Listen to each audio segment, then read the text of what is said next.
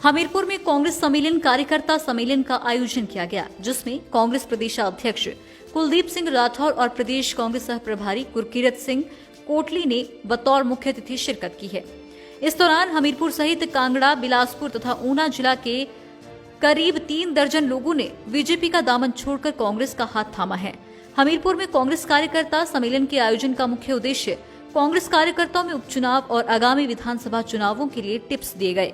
इस दौरान कांग्रेस उपाध्यक्ष राजेंद्र राणा, बड़सर विधायक इंद्रदत्त लखनपाल, प्रदेश कांग्रेस के मुख्य प्रवक्ता दीपक शर्मा, कांग्रेस उपाध्यक्ष अनीता वर्मा, जिला अध्यक्ष राजेंद्र जार सहित जिला कांग्रेस के पदाधिकारी और सैकड़ों कार्यकर्ता मौजूद रहे। कार्यक्रम का शुभारंभ होने से पहले टाउन हॉल परिसर में तिरंगा फहराकर कार्यक्रम का आगाज किया गया और देशभक्ति के नारे लगाए गए। कांग्रेस अध्यक्ष कुलदीप सिंह राठौर ने कहा कि कांग्रेस सम्मेलनों के माध्यम से सरकार की कारगुजारी को लोगों के सामने रख रही है। उन्होंने कहा कि पिछले कुछ समय से कांग्रेस पार्टी के द्वारा धरातल पर आकर भाजपा सरकार के खिलाफ संघर्ष कर रही है। इसी कड़ी में हमीरपुर में भी सम्मेलन का आयोजन किया गया, जिसमें कार्यकर्ताओं को प्रदेश सरकार की नीतियों का जन जन तक पहुंचाने के लिए कहा गया। उन्होंने कहा कि प्रदेश के उपचुनावों के साथ 2022 के चुनावों के लिए रणभेरी बज चुकी है और आज हमीरपुर में भी इस चुनाव का आगाज किया जा रहा है। मैं ये समझता हूँ कि ये जो घटिया सोच है भारतीय जनता पार्टी की और प्रधानमंत्री की, अमित शाह की, उसको इंगित करता है।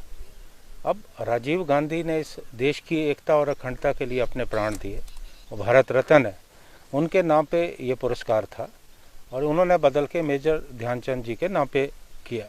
मेजर ध्यानचंद जी हॉकी के जादूगर कहलाए जाते हैं। उनकी सब इज्जत करते हैं, सब उनकी मान प्रतिष्ठा है।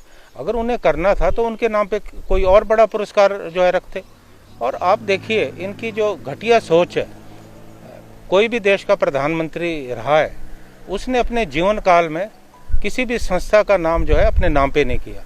ये श्रेय मोदी को जाता है। गुजरात में जो सरदार पटेल स्टेडियम था, उसका नाम बदल के जो है नरेंद्र मोदी के नाम पे किया गया।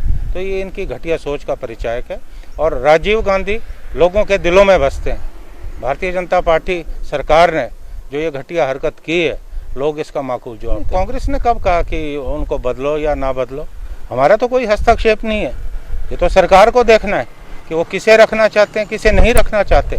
लेकिन जो अधिकारी ईमानदार हो, कर्तव्यनिष्ठ हो, उसको आप बेइज्जत कर रहे हैं, ये गलत है। आज पूरी अफसरशाही जो है डिमोरलाइज हो रही है। जो अच्छे अधिकारी हैं, ईमानदार अधिकारी हैं, उनको ऐसे पदों पे बैठाया जा रहा है, ऐसे विभाग दिए जा रहे हैं जो बहुत कम इम्पोर्टेंट है। इसी वजह से तो मुख्यमंत्री जी की 4 वर्षों में कोई पकड़ नहीं बन पाई अफसरशाही पे। और जिस ढंग से इन्होंने मुख्य सचिव को निकाला है, मुझे लगता है कि ये जो ईमानदार कर्मचारी हैं, अधिकारी हैं, उनके मुंह पे बहुत बड़ा तमाचा है और इसका भी भारतीय जनता पार्टी सरकार को चुनाव में जो है जवाब मिलने वाला है। सम्मेलन का उद्देश्य कांग्रेस पार्टी को और ज़्यादा मजबूत करना है, इकट्ठा करना है। आप देख रहे होंगे कि पिछले काफ़ी समय से कांग्रेस पार्टी धरातल में आकर भारतीय जनता पार्टी सरकार की जनविरोधी नीतियों के खिलाफ संघर्ष कर रही है, आंदोलन कर रही है।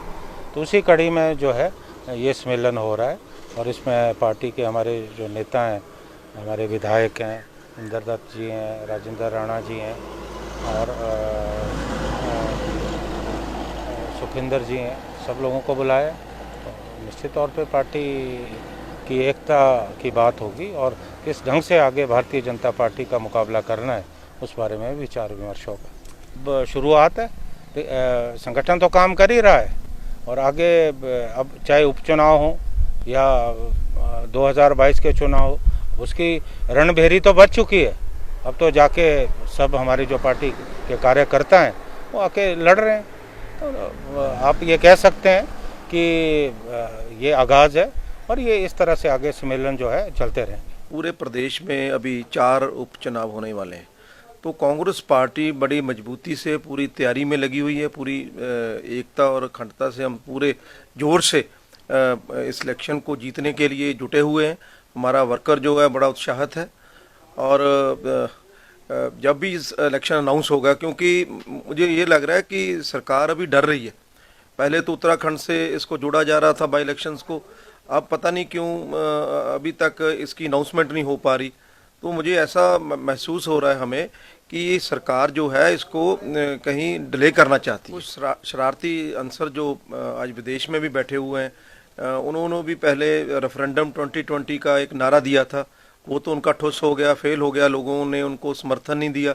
और आज फिर वो लगे हुए इसी फिराक में हैं कि किसी तरीके से पंजाब में और देश में, खासकर पंजाब के साथ लगते हुए जो प्रदेश हैं, हिमाचल प्रदेश, उसमें भी उन्होंने कोशिश की है कि इसको कैसे बढ़ावा दिया जाए, इसको कैसे दोबारा इस जो उनकी मांग थी, वो एक उनका एक एजिट था कि इसको कैसे दोबारा लोगों में लाया जाए। लेकिन क्या है कि अब डेमोक्रेसी बहाल हो चुकी है पंजाब में, तो इसलिए पंजाब आज अमन शांति से सूबा जो है वो तरक्की कर रहा है। तो उसके साथ लगते हमारे हिमाचल प्रदेश में अगर ऐसी बात होगी तो कभी भी लोग इसको स्वीकार नहीं करेंगे। और कांग्रेस पार्टी तो बिल्कुल ही, क्योंकि हमारा तो ज़ीरो टॉलरेंस है आतंकवाद के ऊपर। हमने तो कुर्बानियाँ दी हैं, हमारे तो दो प्रधानमंत्री हमने इस देश की एकता और अखंडता के लिए निछावर कर दिए। पंजाब में हमारे मुख्यमंत्री साहब बेअंत सिंह जी ने अपनी कुर्बानी दी, और ये बातें हम कभी भी हरगिज़ बर्दाश्त नहीं करेंगे। और जो खालिस्तान की मांग है वो कभी भी लोगों में ना थी, ना आने वाले दिनों में रहेगी। तो ये जितने भी जो शरारती अंसर हैं, जो तत्व हैं, इनको सख्ती से निपटना चाहिए और इनके ऊपर कानूनी कार्रवाई होनी चाहिए। और मैं समझता हूं कि कभी भी ये अपने मिशन में कामयाब नहीं होंगे। को एक्शन लेना चाहिए, बीजेपी की गवर्नमेंट है यहाँ, लोगों को लगना चाहिए, क्योंकि लोगों की हिफाजत का मामला है, लॉ एंड ऑर्डर की सिचुएशन का मामला है।